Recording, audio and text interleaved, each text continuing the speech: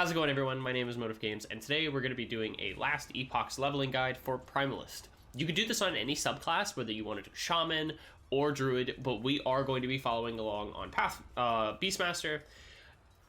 Don't worry too much, though, because we're not going to be using any abilities from Beastmaster. The only thing that'll be different is passive slots, and you, for the most part, should still be able to use the same passive slots as us for a while. We're starting here at level 5, one level after we get our first specialization slot, because we are going to be using Swipe. Swipe is going to be the core part of our entire game plan going forward. So it is a melee build, and our first point is going to come down here into Aspect of the Panther. From this point on, we're going to continue ahead a little bit and do some bosses. For some keynotes about equipment, I am using 2 uniques that I have kind of set aside on my account. They're here strictly for movement speed. They provide minion armor, but our minions aren't a core part of our build.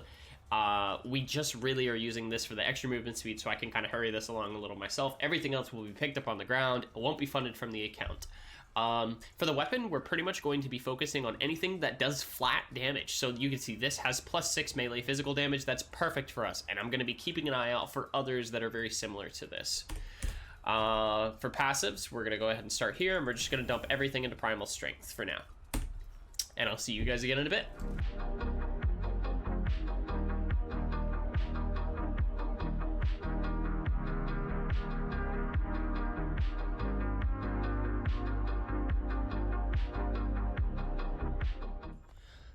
All right, so here we are, we're at level 9.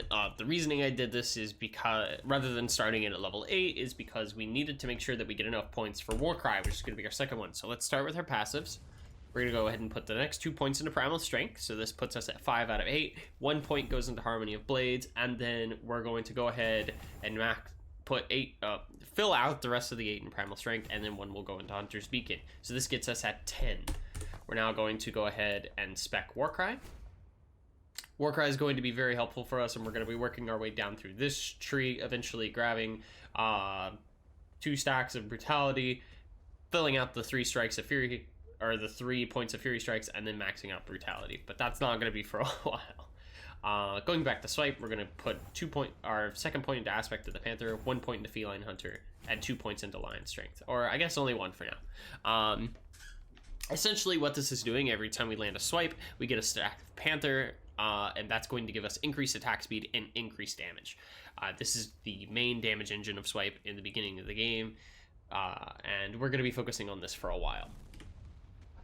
Now, for equipment, like I said before, we want to be focusing on melee or flat damage. So here you can see we have a 2-hand weapon that has 9 melee physical damage and 17 void. Very lucky to pick this up. However, you can also dual wield weapons. This has 6 melee lightning damage. This has 6 melee void. And you could just use the DPS tool right here on the bottom for Swipe as a gauge to see like which one's better. So for now, this 2-hand sword is better, but let's say you wanted to do a little bit of crafting, throw these into the forge, and then add more melee damage onto them. If you were able to, you would just come in here, click this, hit upgrade affix, and now it's at 9. That could push the difference. I will be doing that for now because I have so many shards left over that it would be very easy for me to outpace everything else. So we're just going to continue on with this. Some quick notes as you're going through this. Your wolf has a secondary ability called How. You should be using this. As you're fighting, you just go ahead and click it, and it's going to give you Frenzy, and then 50% increased damage for 3 seconds. So think of it as like a little burst phase. And then, yeah, Fury Leap, just to like clear some distance. This this ability does really good damage, so make sure that you're using it, especially if there's like a group of mobs that you're walking towards. Just go ahead and jump on top of them. And yeah, we're gonna go ahead, keep forward, and I will see you guys again closer to level 20.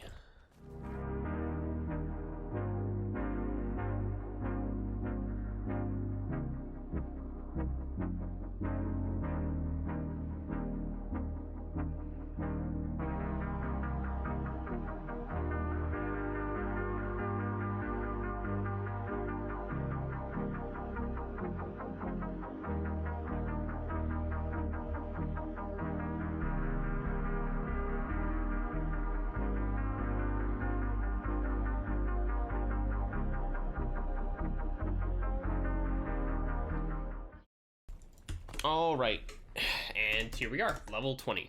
So one thing I wanted to note for here before we get into this, passive points.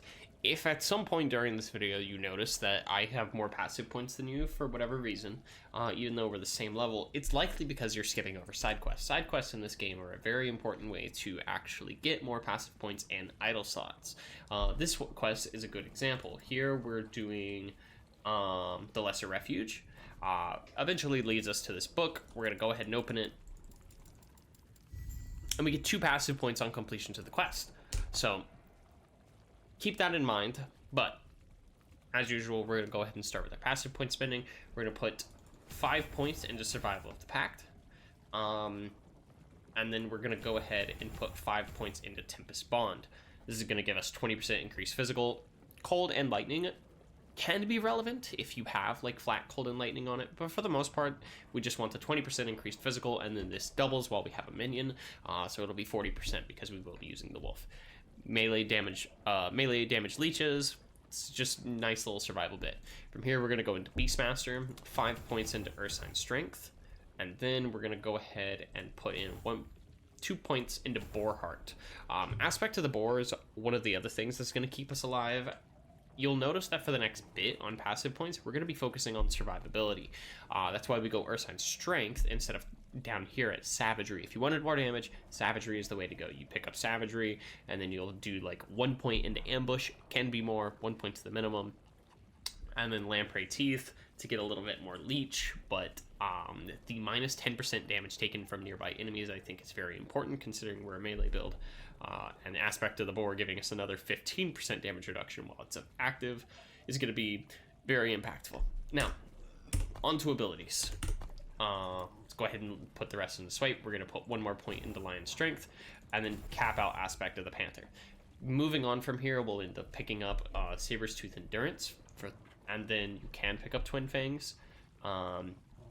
Personally, I like getting 1 to 2 points in the Sabertooth's Endurance, and then we'll be moving over this way, grabbing 2 points of Way of the Hunt, pick up 1 of Wingarian Reach, and then we'll eventually grab 2 in Calling. Calling will make it so that anything that has 14% or less HP will just immediately be killed by Swipe. This includes bosses, so it can just essentially read, like, cut bosses' HP by 15%. Pretty impactful. Warcry, like we said, we're going to grab Berserk. 2 points into Brutality, 3 points into Fury Strikes. You want to max out Brutality, so the next 3 points will just go there, and then the rest of the points aren't too important here.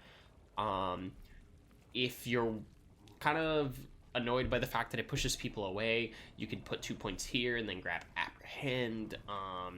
You can make it so that Warcry inflicts Frailty, which will reduces the damage that enemies deal. You can make it so that it gives you healing. The rest of this isn't going to be too important after you pick up your stacks of Brutality.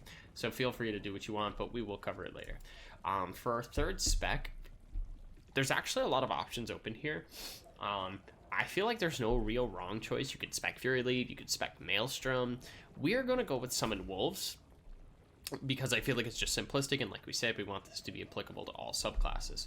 I'm going to go ahead and pick up 2 points into Savage Hunter. We're going to go ahead and grab Victory Howl. This will give the wolves a chance to howl on kill. We don't care about that though because we're the main damage dealer, so we're going to pick up a Snarl. Whenever I kill an enemy, the wolves have a chance to howl, and howl grants even more melee damage at this rate. So the wolves just end up being in a bigger buff for us. This is the point where the build starts to really come online. You'll see when we go to fight a boss, we're going to get all our buffs active, and you're just going to be able to mow through them really quickly. For gear, nothing much has changed. We ended up swapping to dual wielding because we found a combination of a hammer with flat void and a cleaver with increased melee damage. That just provides more damage than the two-handed spear. We're still trying to stack as much flat damage as possible, but we're using the DPS of the weapon, or of the ability Swipe, as our benchmark to say, like, okay, what's actually better? Oh, okay. From there, increased melee attack speed on gloves, armor on boots, movement speed, just whatever good belt we can find. The belt's honestly not that great, but it does have void resist, which is helpful. Armor, just grab whatever will provide the most defensive stats. Headpiece, amulet. One thing to note, our headpiece does give +1 to summon wolves. It's not a big deal, but if that's the reason why we're at 5 points instead of 4. So if you don't have the second to put into Snarl, that's why. So we're going to go ahead and move on, and I'll see you guys again around level 35.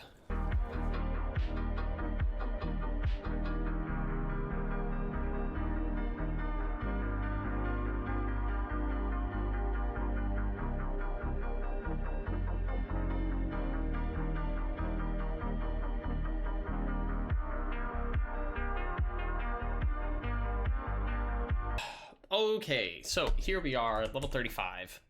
Gonna start with the passive points, kind of like we usually do. From here, we're gonna go ahead and put another 2 into Earth Sign Strength. And then we're gonna go ahead and put 5 points here into Boarheart. I don't really think it's worth doing Tusk Warrior or Call of the Pact for us. Along with these ones, I think there's like maybe some reasoning to go into Archer's Loyalty, but we're going to ignore that and instead go ahead and put 4 points into Savagery and 1 point into Ambush. This gives us 28% increased melee damage.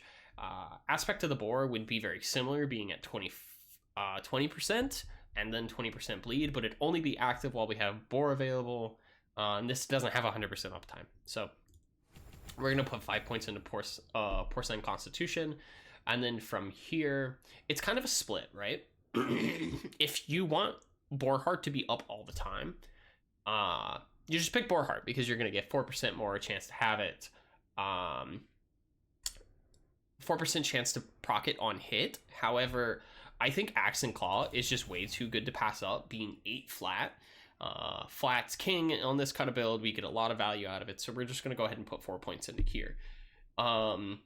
From there, moving on, we're going to stack out Axe. We're going to max out Axe and Claw with our next point going further, and then we'll go ahead and put like 5 more points in Boarheart. I'm going to try to refrain from going into this later half of the tree, but if, let's say, you were playing other classes, right? Let's say you're playing Shaman, and we max out Axe and Claw, and then you max out Boarheart, and you might be wondering what next. Instead of just like dumping more points in here, some notes.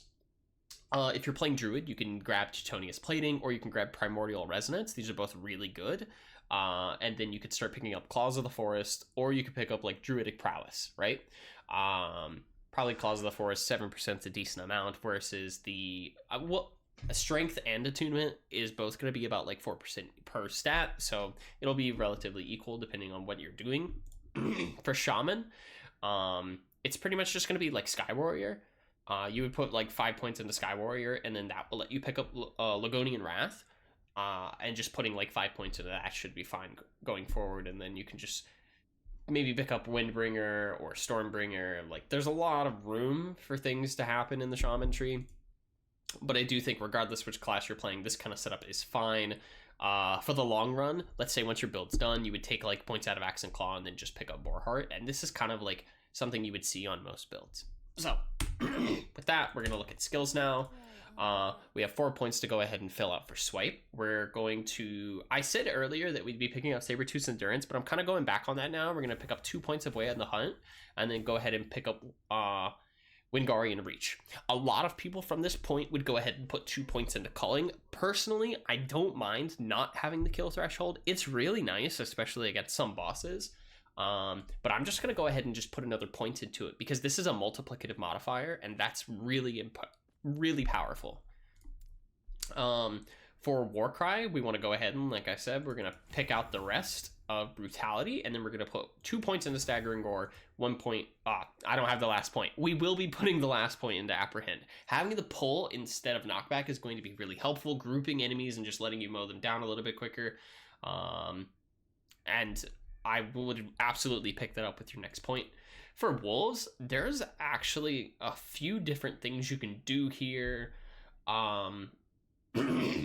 You can go right into Safety and Numbers if you have ways to increase the amount of companions you have, which we have on Beastmaster. But if you're playing another class, instead of going to Safety and Numbers, you would come this way. You'd put 3 points into Tundra Strikes, 1 point into Stormborn, and 1 point into Pack Hunters. This will let you have 2 wolves. At the end of the day, where we're putting these points aren't going to be too important. The important thing was getting Snarl. So again, if you're not playing Beastmaster, go ahead and follow this line to get Pack Hunters. And that should be 1, 2, 3, 4, 5. You'll have like 2 points left over. You could put the other 2 points in Thunder Strikes or put them in Stormborn. Or, personally, I would say put 1 in Victory Hound and grab up Call of the Wind. Getting haste anytime you kill something can be pretty nice. Since we're playing Beastmaster, we're going to go ahead and follow this through. And in our next 2 points, we're going to pick up Howl of the Might and then Safety in Numbers. And that'll give you a second wolf. For our 4th spec slot, I think there's a lot of helpful abilities here, especially if we're playing for our class. Like I said, if you're playing Beastmaster, you can pick up Summon Raptor or Summon Bear. Pretty solid stuff. When you get that next point and get to 25 points in Beastmaster, you can pick up Frenzy Totem. Pretty strong. But because we're trying to make this like open to everybody, Fury Leap is just a very good and solid pick here. We use this as a damage ability in a lot of situations, and just being able to have it up constantly, I think, is pretty big. So what we're going to do is we're going to pick up 3 points of Warrior's Entrance, then grab Pack Leader, and from this point on, every other point that we're going to put into it, we're just going to max out Panther Strike, and then we're going to fill out Warrior's Entrance, and then just work our way down here.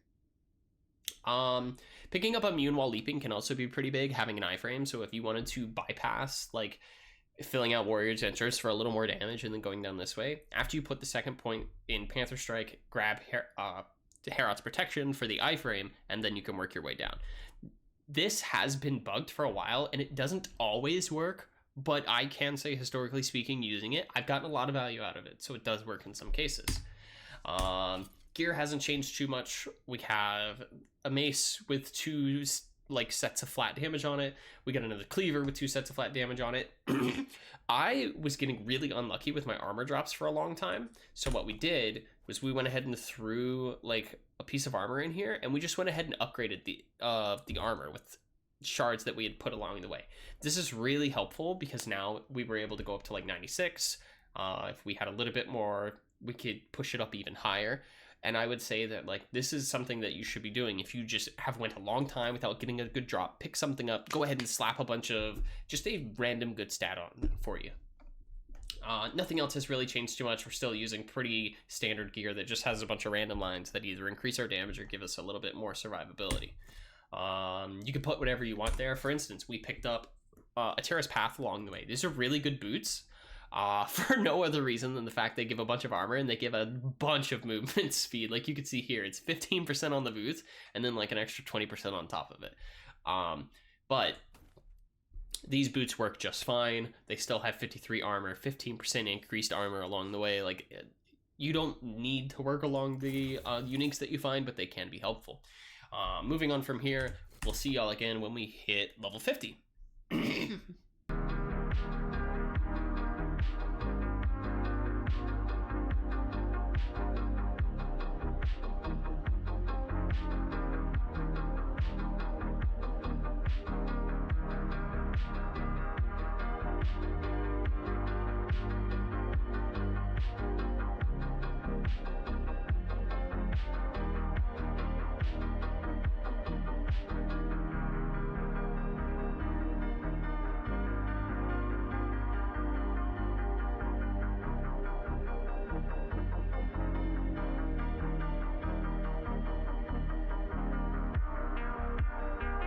All right, and here we are at level 50. Continuing on from like before, we're gonna go ahead and start with the skill tree real fast, just to kind of catch up on a few things. Coming here to swipe, we're gonna go ahead and just max out Wingarian Reach. Like I said before, you could go for calling if you really wanted to. As we go in a little later, you can continue to grab like Sabertooth's Endurance and then look to max out Twin Fangs. This will especially be good because one of the best ways to like kind of squeeze out more damage on this build is to increase your crit rate and bonus critical damage. It being doubled as well while we're dual wielding will be pretty nice in the long run. Warcry, like I did say, I ended up putting 1 point into Apprehend after the previous one. From here, where you put your points isn't too big of a deal in my opinion. You could like go a lot of different ways with this, but just for simplicity's sake, I'm gonna throw in 2 points into Deep Roar. I've honestly feel like you could do anything with this. If you wanted to come down here to grab haste, you could. If you wanted to come around here to grab a heal, that's fine too. You want to grab frailty to give yourself a little more defensive points, you can. But the main important things was the berserker stacks and their scaling, so we're not too worried about that anymore. Summon Wolf, I did continue down this line and pick up Hallowed Might and Safety in Numbers. Again, this is if you're Beastmaster, because I already have like an increased amount of companions. So you want to, if you're playing any other class, it's just faster and better for you to grab Pack Hunters, and then you'd have extra points left over. You could just fill out any of the things from before that you may have had to pick up. So like for instance with this last point of mine, I'm going to go ahead and grab Call of the Wind. The extra second of haste is nice. Because of the nature of the build, we're killing things pretty often. We get a lot of increased damage and a lot of we'll have haste after we kill a group of mobs pretty frequently. Furiously, this is the one that gets the most points to throw in because we really weren't able to do anything with it prior. So we're going to go ahead and put in 1 point into Panther Strike and then grab Herald's Protection. Like I mentioned, I think this is a very, very powerful node. It sometimes bugged and doesn't work, but I find it working pretty often for me. From there, we're going to go ahead and grab 1 point of Frenzy's Onslaught, 2 points of Wings of Endurance, and then one last point here into Battle Bloom. For me, Battle Bloom is the entire reason we're doing this. Ailments Cleansed on landing can be very helpful, especially as you're getting later and later into endgame and you start getting introduced to mechanics like Glancing Blow, or you just end up, like, maybe you're running into something where there's lots of bleed, you get slowed. Being able to just cleanse those ailments can be very helpful. And then we will go ahead... there's a few different options. I was wondering if maybe it'd be nice to come over here to grab Aspect of the Might, but we just won't be able to, so I'm going to go ahead and just put 2 points into Panther Strike. And then we can go ahead and put 2 more points to Ambush Predator, since a lot of times we're using it to jump into mobs. This extra damage will be nice for it. Now, here's the tricky part. For this last skill slot, there's a lot of options, honestly. On Beastmaster, I fully believe that Frenzy Totem is probably the best thing that you could put here. This skill is busted. You're not really gonna have a replacement for it in other classes. But if you are playing other classes, I would say Shaman can pick up Storm Totem or Thorn Totem and use it as an engine to generate a lot of resistances. Druid could end up picking up like Summon Spriggan to give themselves like maximum crit resist, or crit resist. I can't click it to show you on the tree, but there are options for other people. And then lastly, there's also Maelstrom. So if you're not playing Druid, or if you're not playing Beastmaster and you really don't know what to put it in, I would end up picking up Maelstrom. You'll put 2 points into Turmoil, go ahead and grab 3 stacks of Beneath the Waves, and then it'll be 1 point into Whirlpool, 1 point into Turbulence, and you're just going to kind of work your way over until you can eventually grab this. What this does, Windswept being the more impactful one, it allows you to have 100% uptime on haste, because with Herald's Protection, every 3 seconds you can, or Beneath the Waves, sorry, you can cast Maelstrom and constantly have uptime on it, because you should be able to stay at like somewhere around 8 to 9 stacks with this. Once you've grabbed Windswept and Wind Fury, you could just max out Whirlpool to make it so that you cast it even less frequently, to just keep running, and this can be a helpful tool to let you just run through areas.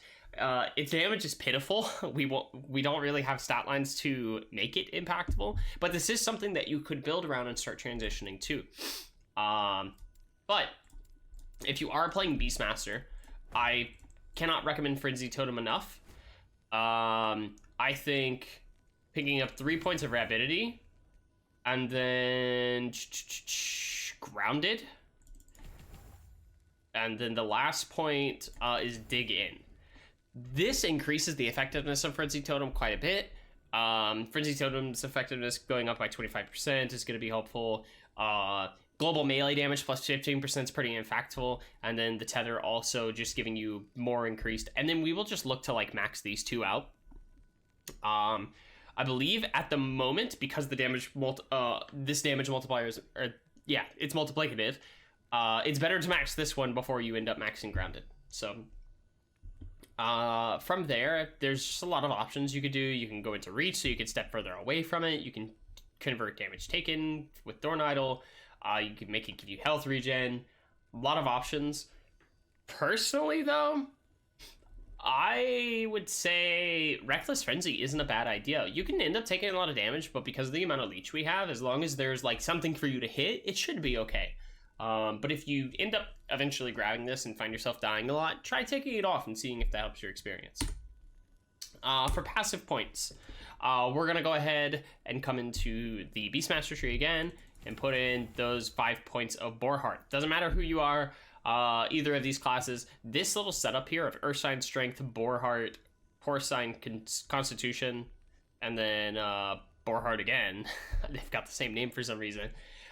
This is just a really good defensive line, and I think that this is something that everyone should use. You'll end up needing like an extra 5 points in somewhere. You can either put like 3 points in Earthsign Strength and then go 1 in Savagery and 1 in Ambush. That'll give you Aspect of the Shark, which is going to be an attack speed modifier. If that's helpful for you, that's great. But yeah, there's just a lot of room for you to do other things in here. Continuing on for Beastmaster, though, this is a part that I'm not too sure on myself, but I would say increase critical strike chance is probably good for us, and then working our way over here. It's a hard one, honestly, for me. I spent a lot of time in this portion of the tree. Honestly, I do need to max these out, so let's go ahead and do that first. And then we could use... I keep looking over at the crit chance. We'll take the +1 companion on Beastmaster. That's definitely going to be helpful for us. And you know what? Let's just grab increased melee attack speed. And then eventually we'll go ahead and grab Ancient Might. I'm not going to say that this is the best setup, because from this point on I haven't planned for it too much. I will have to mess around with it myself. But again, this was supposed to just be an early leveling build to get to level 50. So for the most part, this build is kind of done. And I would look to transition into other builds. But you can improve on this even better. And we can go ahead and talk about some of that now with itemization, because this is where you're going to get a lot of that value. So with itemization here, one big thing to note, we've pretty much been using the same kind of gear this entire time. We've got a little bit of flat damage, and then we've got some increased melee damage here, a percentage, and then just a bunch of defensive pieces and a Jade Amulet, right? Because we've still got this defensive arboreal circuit, defensive boots. This relic is basically just giving us the 17%. So some other options you could do, let's say you manage to find, let's say unique starter problem, right? Let's say you had a bunch of Rune of Ascendances, you roll them on one-handed axes, and you get 2 cleaver solutions. So real fast here, we could see that we have 1852 damage per second. We can go ahead, throw the cleaver solutions on, and we're immediately up to 2,800, almost doubling the damage. Cleaver Solution provides a massive chunk of flat melee damage. You can see the range is pretty big. I have 2 high rolled, so to speak, like max on this one and then 1 point from max on the other one. They're both max strength, but even if they're on the lower end, it will still be a drastic increase in damage. It applies bleed, and the most important one, it gives +1 to all skills. So now you've got extra skill points to work with to make these skills even better. Alternatively, if you wanted to play more of an elemental focus, you could take Tempest Bomb. Go ahead and throw 2 of these on, because they're both axes. Again, you can kind of find them in the same way. And then with Swipe, you would just kind of change your setup here, and you would want to make sure to come down here to pick up 5 stacks of Emulgi's Guidance, and then you'll have to make sure that you're like speccing out of your lightning or your physical damage and into lightning or elemental damage, because it will no longer be a physical tag.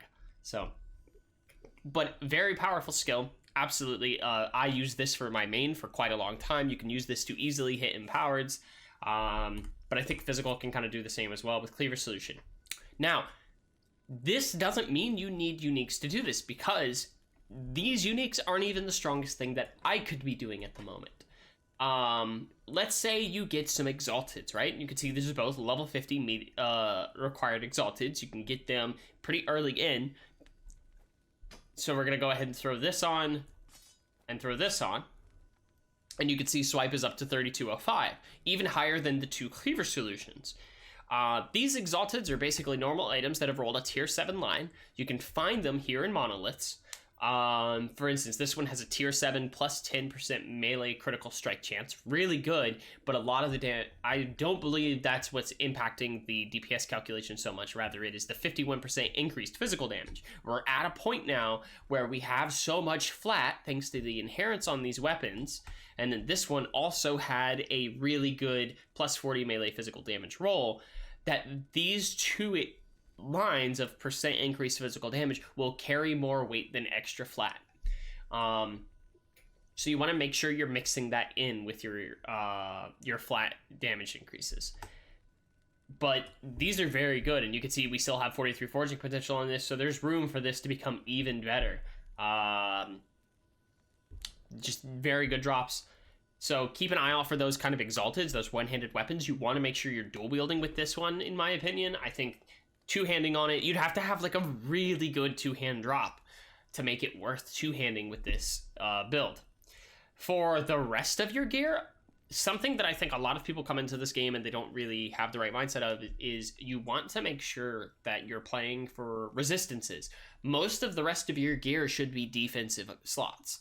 You can maybe have like 2 more offensive slots. So like I would probably keep, maybe we have an offensive amulet, maybe you have an offensive relic, maybe your gloves have a little bit of offensive on them. But for the most part, you want like your chest piece, your headpiece, your rings to help cover your resistances.